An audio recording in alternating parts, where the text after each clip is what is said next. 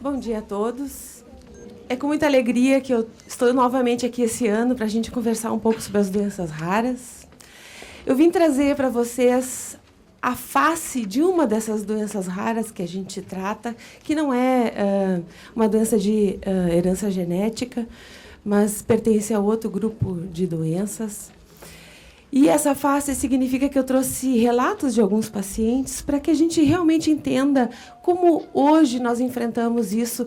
As palavras da Carolina foram muito pertinentes, né? O que a Carolina vivencia no ambulatório dela, eu ali do lado dela na Santa Casa e no Instituto de Cardiologia vivencio também. O CMCE é um drama e é uma pedra no nosso sapato diariamente, né?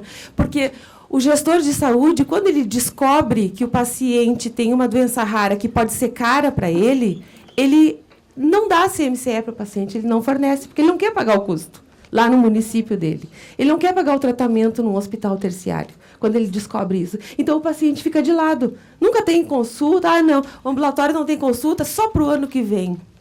E quando a gente fala de doenças que evoluem muito rapidamente, em termos de 2 a 3 meses, a gente não tem esse tempo para esperar. Os pacientes não podem esperar.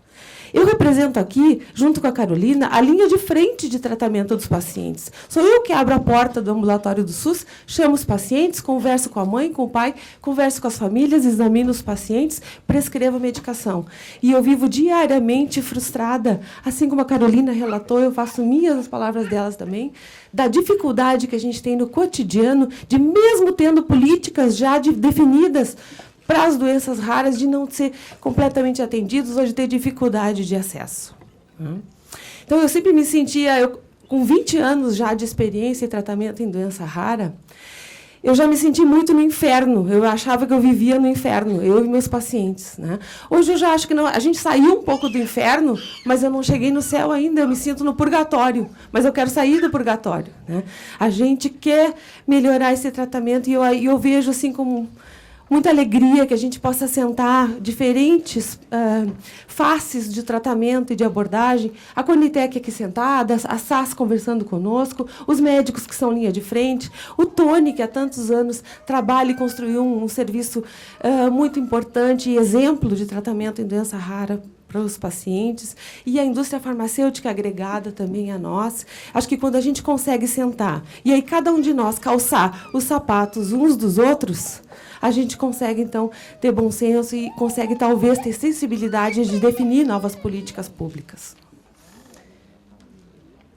Então, eu vim falar um pouquinho sobre a importância do tratamento e quais são os desafios que nós temos hoje para esses pacientes, né? E, afinal de contas, que doença é essa que eu venho falar? Eu trato hipertensão pulmonar. Eu trabalho num grupo de transplante de pulmão em Porto Alegre. Então, lá, durante muitos anos, a gente recebeu pacientes com essa doença, hipertensão pulmonar, porque não existiam terapias, não tinha tratamento algum, não existia medicamento para a doença. Então, todos os pacientes que tinham hipertensão pulmonar eram, na verdade, depositados em Porto Alegre, para que a gente olhasse por eles. E lá era o único centro que, naquela época, realizava transplante de pulmão. Então, a gente tinha uma situação de pacientes que não tinham tratamento, o transplante de pulmão era muito difícil para esse grupo de doentes, então, parecia assim, para nós que a gente tinha um Vale dos Leprosos lá, onde todo mundo era depositado e a gente não conseguia fazer nada e diariamente dizia, olha, eu não tenho o que fazer, não posso fazer nada por você. Mas isso mudou, né?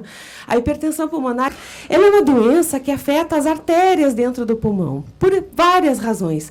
Muitos pacientes, por exemplo, que têm doenças reumatológicas, como lúpus, doença do colágeno, ou que sofreram embolia pulmonar de repetição, coágulos que fecharam artérias no pulmão, pacientes que são portadores de HIV, hepatite C, doenças hepáticas crônicas, doença cardíaca, muitos podem, no decorrer da doença, apresentar hipertensão pulmonar. Ou seja, os vasos pulmonares, por algum momento, têm uma mensagem de que eles têm que se estreitar.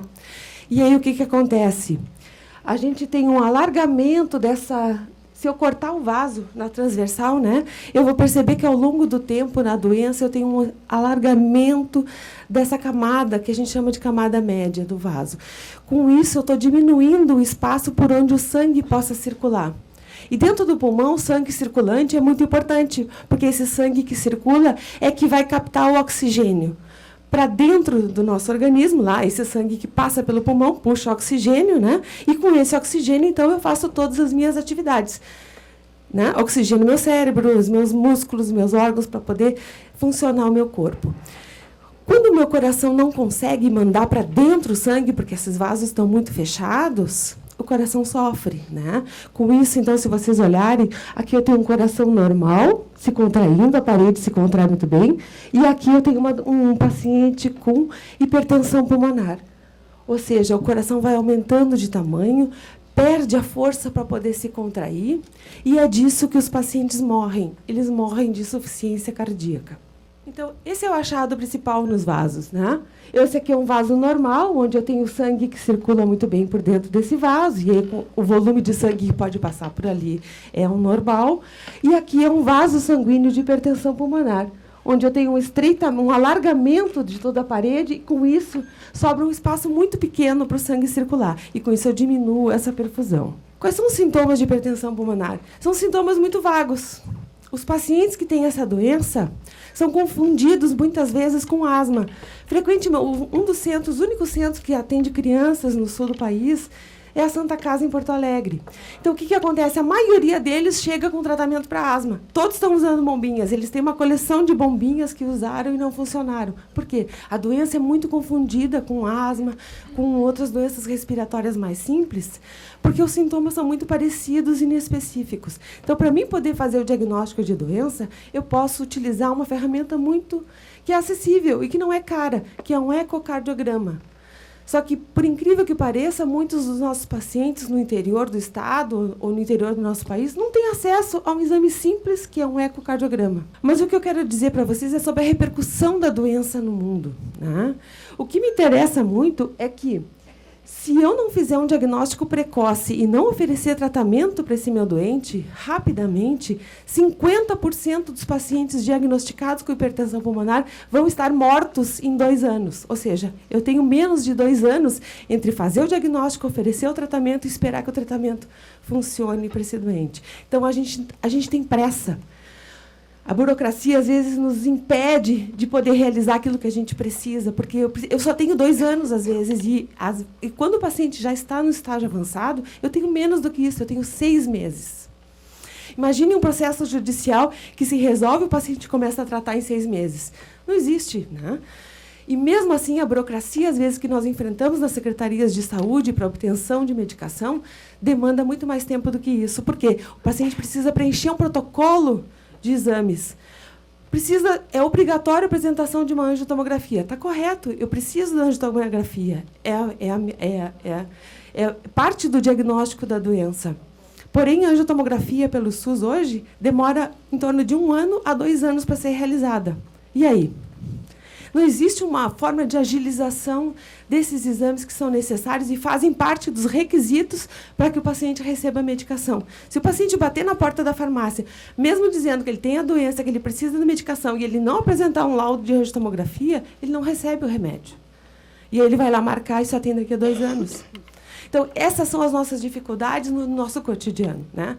Precisa haver uma maneira para que a gente crie atalhos para fazer exames, atalhos para que o paciente possa obter a medicação sem uma demanda burocrática ou uma demanda de tempo igual. Eu não posso tratar igual um paciente que está resfriado do que um paciente que está com hipertensão pulmonar. Eles não podem entrar no mesmo caminho no sistema público de saúde.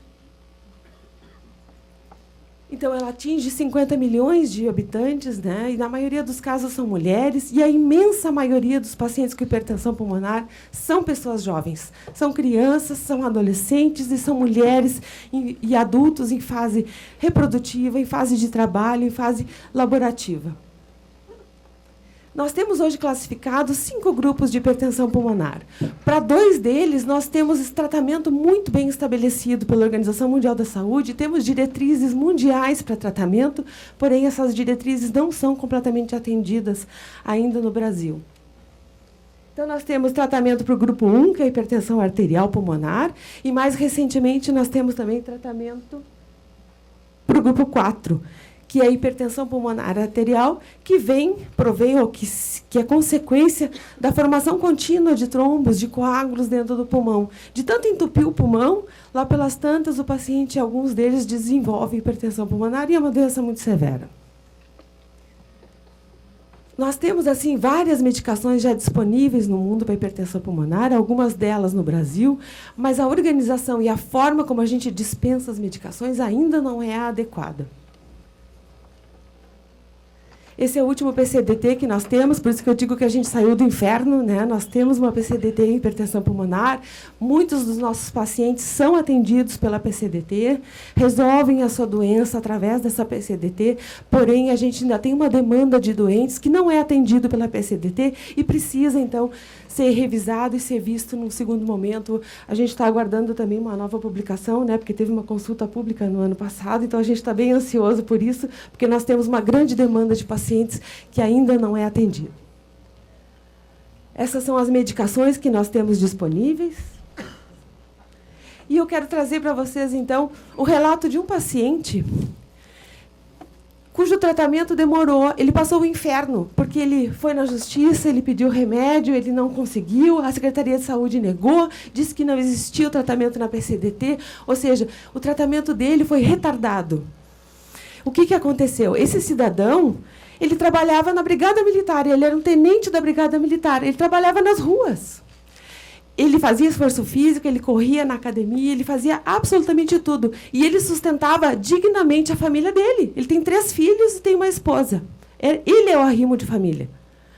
E a doença tirou dele toda essa condição de dignidade e tirou ele da atividade laborativa dele, porque o tratamento e o atendimento e os cuidados para ele no interior onde ele morava não foram adequados.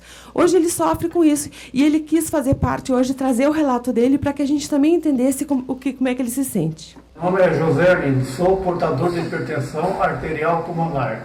Faz 6 anos que sei que tenho a doença. Faço tratamento na Santa Casa em Porto Alegre.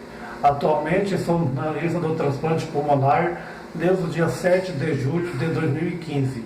Minha vida praticamente parou. Tenho dificuldades para qualquer esforço físico, desde tomar um banho até me alimentar. A falta de ar é muito grande. Dependo de alguém para me ajudar a fazer qualquer tarefa. Meu sonho é poder caminhar sem sentir falta de ar, ter uma qualidade de vida melhor. Ele ficou virado aqui na imagem, mas é que a vida dele está de cabeça para baixo também, né? A vida dele virou de cabeça para baixo. Era uma pessoa que cuidava da sua família, cuidava de si, cuidava dos outros na rua. E agora não pode fazer nada, não tem força para se alimentar.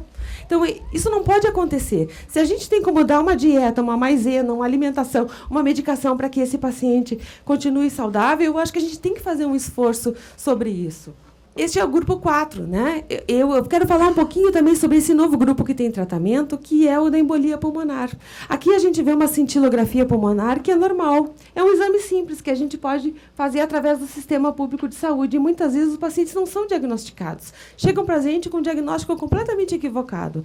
Então, a cintilografia normal é aqui, ó. Eu vejo os pulmões bem pretinhos, tá? Não é cigarro, não. É o contraste que aparece, né? E aqui um doente com embolia pulmonar. Se vocês observarem um pouquinho, a gente não consegue enxergar integralmente os 2 pulmões, né? Porque muitas falhas, partes desses pulmões morreram, né? Ou infartaram, e por isso o doente tem hipertensão pulmonar. E para isso a gente tem tratamento. Para esses doentes, a gente tem escolha. A gente pode fazer tratamento cirúrgico, né? Ou pode fazer tratamento medicamentoso para aqueles que não pode ser ofertada a cirurgia. Então, quando eu tenho essa obstrução pulmonar que causa hipertensão pulmonar, a primeira coisa que eu tenho que tentar entender é se esse paciente pode ser submetido à cirurgia ou não. Se ele pode, eu vou operá-lo e ele vai ficar curado da hipertensão pulmonar. E isso é muito importante. É a única chance que eu tenho de curar um doente com HP. Se ele não pode ser operado, então eu posso oferecer tratamento medicamentoso. E essa seleção é muito significativa. Tem diferença. Eu não posso primeiro dar remédio para paciente com doença tromboembólica. Eu preciso saber se eu não posso operá-lo. Porque se eu puder operá-lo, é a chance que ele tem de ficar curado. Da onde que vem, então, esses coágulos? Como é que eu formo embolia? De onde vem esse grupo 4 da hipertensão pulmonar? Né? São muitas causas. A gente tem as doenças da coagulação, que são hereditárias, as trombofilias. A gente tem as doenças crônicas, né, como lúpus. Tem a doença de Crohn, outras doenças. Neoplasias, pacientes com câncer têm grande possibilidade de fazer embolia pulmonar e embolia de repetição. E muitos deles, lá pelas tantas, desenvolvem hipertensão pulmonar. O uso de cateteres, por exemplo, quem tem aqueles cateteres para quimioterapia ou para medicação contínua também pode fazer coágulo na ponta do cateter e aí desenvolver embolia pulmonar. Arritmia cardíaca persistente, né, e contínua, naqueles doentes que fazem trombos. Pacientes que retiraram o baço têm mais possibilidade, têm mais chance de ter hipertensão pulmonar crônica por embolia crônica, ou seja, vários episódios, vários coágulos que se soltaram e foram obstruir lá no pulmão. Né? Fraturas ósseas, um grande problema que a gente tem são os cuidados com os pacientes que sofrem cirurgia por uma fratura óssea. Pacientes idosos, por exemplo, que quebraram, as senhorinhas, né, que quebram o fêmur, tem osteoporose e caem, quebram o fêmur. Fazem embolia pulmonar importante, às vezes, porque não são cuidadas no pós-operatório. E, às vezes, de tanto fazer repetição de embolia, lá pelas tantas tem hipertensão pulmonar tromboembólica. Então, essa é uma outra causa. E esses cuidados, assim, nós médicos temos que prestar atenção no pós-operatório, não somente operar e mandar o doente para casa, mas o segmento dessa doença e como é que o paciente está se comportando. Né? O uso de alguns medicamentos também podem favorecer a formação de coágulos. Anticoncepcionais orais, uma série de outras medicações são listados como que favoreçam, né, a formação de doença tromboembólica. Então, tem que ser prescritos e tem que ser utilizados com uma indicação bem precisa. Né? Como é que a gente vê, então, essa embolia pulmonar, né, nos exames quando a gente faz? Eu trouxe essa imagem porque é fácil da gente ver. Aqui é um exame normal. A gente vê uma árvore pulmonar circulatória praticamente normal, ou seja, eu tenho ramos em todas as partes do pulmão. Se vocês olharem esse do lado, eu não enxergo tão bem vasos como eu enxergo naquele. Aqui, os vasos estão muito mais rarefeitos, né? São menos quantidade. E quando eu tenho menos circulação dentro do pulmão, menos oxigênio. E aqueles vasos que estão trabalhando desenvolvem hipertensão pulmonar porque eles estão engurgitados, porque eles têm uma resposta inflamatória diferente. Né? E aí eu tenho a doença muito bem estabelecida. Da mesma maneira, a gente tem aqui um outro exame mostrando isso. Para esse lado aqui, ó, eu tenho o tronco da artéria pulmonar e para esse lado eu tenho ela direitinho. Para o outro lado, eu não enxergo quem vai para cá. Ó. Então, essa paciente, ó, muito raro aqui, rarefeita a circulação. Ou seja, é muito pobre a oxigenação nesses doentes. Então, a avaliação da possibilidade cirúrgica, como eu falei, só que a gente não consegue operar todo mundo. Eu só consigo operar onde o bisturi chega. Né? E o bisturi só chega nas partes mais próximas. Quando a embolia pulmonar está mais distante, eu não consigo operar. Para essa situação, então, nós temos medicamentos novos que a gente pode utilizar também para ajudar esse grupo de pacientes. Então, a cirurgia não é possível porque, às vezes, o paciente tem uma doença que não é operável, ou seja, mais distal, mais lá na periferia, eu não chego lá com o meu bisturi. Né? A doença, às vezes, não é operável porque o paciente, às vezes, está tão doente que, se eu botar ele na cirurgia e fizer uma anestesia, ele não vai sobreviver. Então, ele precisa ser tratado. Né? Para esses casos, a gente gostaria de poder ofertar, então, tratamento medicamentoso. Então, esse é o algoritmo que nós temos já hoje bem definido para tratamento da doença. Né? Eu preciso avaliar muito bem se eu tenho a possibilidade de fazer cirurgia, que se chama endarterectomia pulmonar. O nosso centro lá faz essa cirurgia, em São Paulo também realiza a cirurgia, Minas Gerais realiza. Então, a gente é muito insistente para que o paciente seja visto 1, 2, 3 vezes, para realmente ter certeza de que não é cirúrgico. Tá? E aí, quando não é cirúrgico, nos casos de embolia, a gente então tenta usar terapia.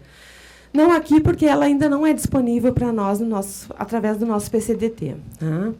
E eu trouxe um exemplo para vocês também de um outro paciente, que também por essa doença tromboembólica crônica foi retirado de sua vida ativa, né? Em 2011, aos 45 anos, ou seja, em plena atividade laborativa, um trabalhador, né? Nunca fumou, fazia atividade física, fumou pouquinho. Pouquinho, né? Fumou, fazia atividade física, era arrimo de sua família, né? E lá pelas tantas fez o diagnóstico de hipertensão pulmonar. Então, por causa disso, ele foi afastado das suas atividades laborativas. E aí isso não é um problema só para o paciente, isso é um problema para ele e para a família dele. Por quê? Ele tem uma doença onde todos da família precisam se envolver. Conseguir a medicação, como a Carolina falou, é uma via sacra, né? Tu tem que correr 10 lugares. Hoje o paciente, às vezes, na farmácia, eu estava comentando antes com os colegas, que um doente com hipertensão pulmonar, ele sozinho não consegue caminhar porque ele não tem fôlego para ir até a porta da farmácia do estado de dispensação. Ou seja, ele precisa ir, às vezes, para assinar papéis, ele precisa ter uma procuração. Então, ele tem uma série de coisas que ele precisa fazer para poder chegar lá. Ele recebe, como aposentadoria, se ele é retirado da atividade laborativa, um salário, às vezes, muito pequeno. Imagine um paciente do sistema público de saúde que diariamente tem que bater na porta da farmácia do Estado e aí a resposta é: a medicação não chegou. No outro dia, a medicação não chegou. Por 20 dias ele batendo, se ele morar em Porto Alegre e a passagem de Porto Alegre no ônibus custa em torno de R$4 a R$5, ele vai gastar por dia R$10. Em 20 dias, são R$200 em passagem, se ele for sozinho. Se forem 2 pessoas, são R$400. Mas esse paciente precisa comer, precisa de outras coisas também, que não só pagar a passagem para bater na porta da Secretaria de Saúde, da farmácia, perguntando se o remédio chegou ou não. Às vezes, a falta de comunicação dentro da própria farmácia é tão grande que o paciente bateu lá 10 dias e a medicação já estava lá e o andar de baixo não falou com o andar de cima. E eu digo para vocês que o andar de cima não falou com o andar de baixo. Que a medicação estava na farmácia, estava na prateleira para ser dispensada, e o paciente chegou lá, bateu durante 10 dias seguidos, e aí a farmácia, lá pelas tantas, liga para a casa dele dizendo: o senhor não vai vir buscar a sua medicação? Eu vou dar baixa no seu remédio. Mas como? Eu estou aí todos os dias. Então, esses problemas mínimos de comunicação não podem acontecer nesse nosso sistema, não podem. Eu acho inadmissível isso. Nós criamos um protocolo público, a gente dispensa, é um protocolo de alto custo e nós pecamos na informação porque um andar não fala com o outro. Não pode, gente. Então, esse paciente foi diagnosticado com hipertensão pulmonar tromboembólica crônica, né? Naquela época não existia ainda disponibilizado, não estava aprovado, não visa a medicação ainda. Então, ele obteve medicação através de um estudo clínico. E ele obteve uma melhora muito significativa participando desse estudo clínico. E, com isso, a gente devolveu para ele a vida dele. Ou seja, ele consegue hoje participar de atividades, participar conosco, voltou à atividade laborativa dele, de novo é um cidadão que tem dignidade. E hoje ele coordena, né, a Associação de Pacientes com Hipertensão Pulmonar lá em Porto Alegre, no Rio Grande do Sul, e ele trouxe o depoimento dele também para a gente. Meu nome é Rubens Tim, eu moro em Esteio, é uma cidade da região metropolitana de Porto Alegre, aqui no Rio Grande do Sul. Há cerca de 5 anos, mais ou menos, eu fui diagnosticado com hipertensão pulmonar. Como vocês sabem, é uma doença grave, uma doença rara e sem cura. E que traz muitos problemas, porque ela impacta na vida do portador. Não só na vida do paciente, mas como na vida familiar como um todo. A hipertensão pulmonar, ela faz com que o paciente tenha dificuldades em realizar qualquer tipo de atividade física. Se eu tenho que subir uma escada, eu tenho que subir devagar, tenho que parar um pouco. Se eu precisar fazer uma caminhada um pouco maior, eu tenho que parar em alguns pontos, descansar, e assim é a vida de um paciente com hipertensão pulmonar. A diferença entre respirar e não respirar, para um paciente de hipertensão pulmonar, é o remédio. O medicamento específico para a hipertensão pulmonar que um paciente toma é a diferença entre ele viver e não viver. Esse é um relato também importante, né, que ele traz para a gente sobre essa perspectiva, né? E eu gostaria, então, de falar com você sobre qual é o impacto, então, como ele terminou a frase dele, a diferença entre respirar e não respirar está no medicamento. Né? Então, qual é o impacto que o tratamento traz na vida dos nossos doentes? Né? Isso é uma criança que tem hipertensão pulmonar. Uma vez a gente escreveu um livro falando sobre isso, né? Sobre qual é o impacto que trazia para os doentes o tratamento. O que o Antônio queria? O Antônio queria brincar, ele queria andar de bicicleta, ele queria participar do recreio da escola. E ele, na verdade, era saudável, as pernas, os braços dele, a cabeça dele eram saudáveis, porém ele não podia fazer atividade nenhuma. Então, o tratamento permite para esses pacientes retornar e viver junto com a sua comunidade, participar da atividade na escola. Né? Essa paciente é uma engenheira. Quando ela começou o tratamento para hipertensão pulmonar, o que aconteceu? Ela voltou à atividade laborativa dela. Lá está ela sobe às vezes 13 andares nos prédios onde ela trabalha, na cidade dela, e conseguiu, com isso, resgatar a vida familiar e a vida dela. Né?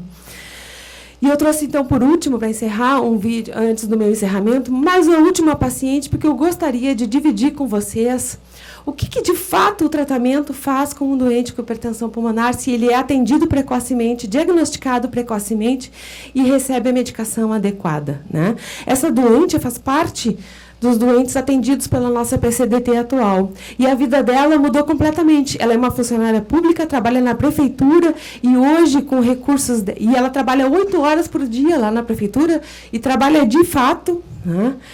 E também desenvolve atividade física, por quê? Porque ela está tratada para a doença. Meu nome é Viviane, tenho 52 anos, sou daqui de Porto Alegre e paciente da doutora Gisela. Tenho hipertensão pulmonar desde que eu tinha 34 anos. Tive uma melhora considerável. Hoje eu nado 2.000 a 2.500 3 vezes por semana. Na sequência faço hidroginástica também 3 vezes por semana. Faço aulas de yoga 2 vezes por semana e, eventualmente, aos fins de semana, eu caminho na beira da praia. Ok?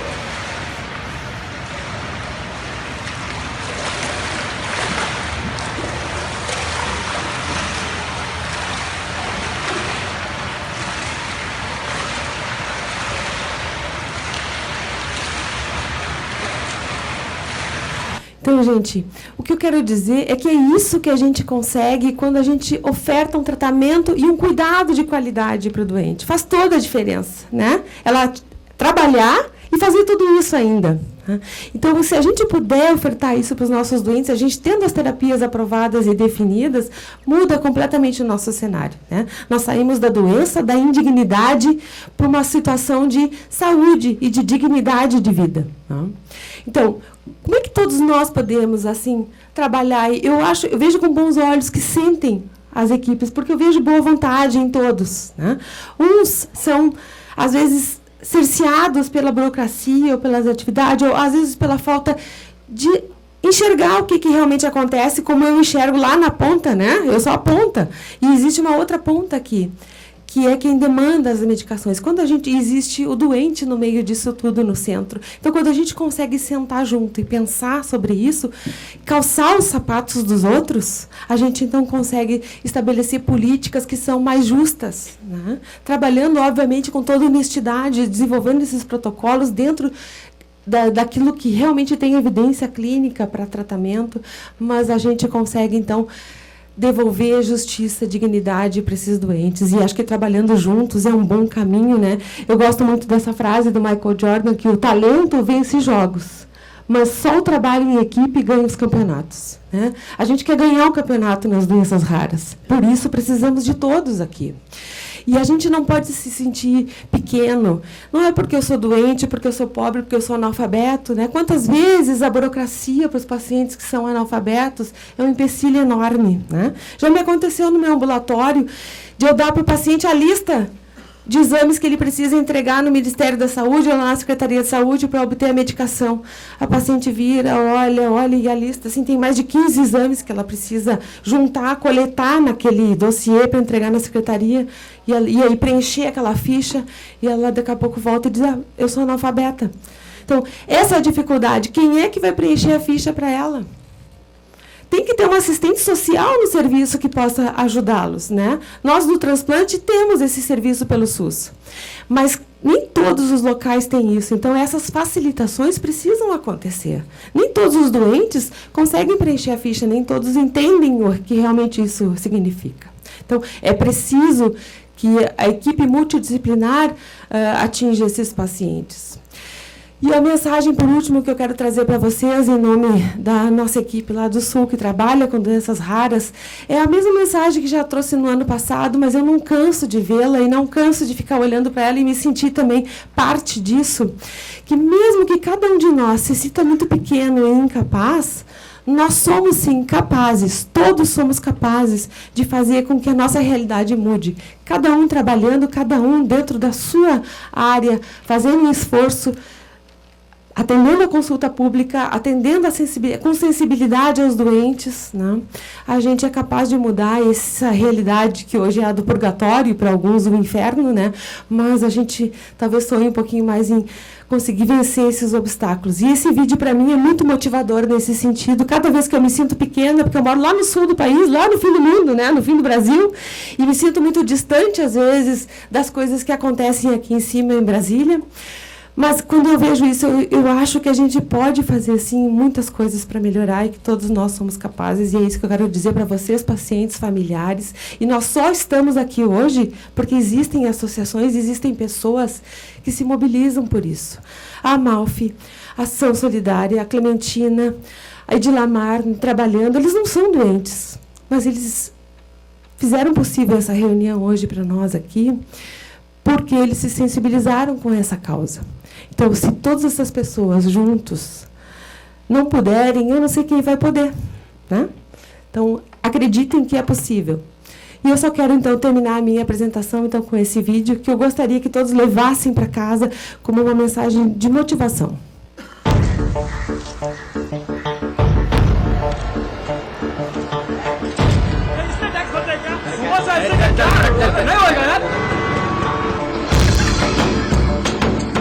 Sir आपके लिए उस पार कार का इंतजाम किया है सर आइए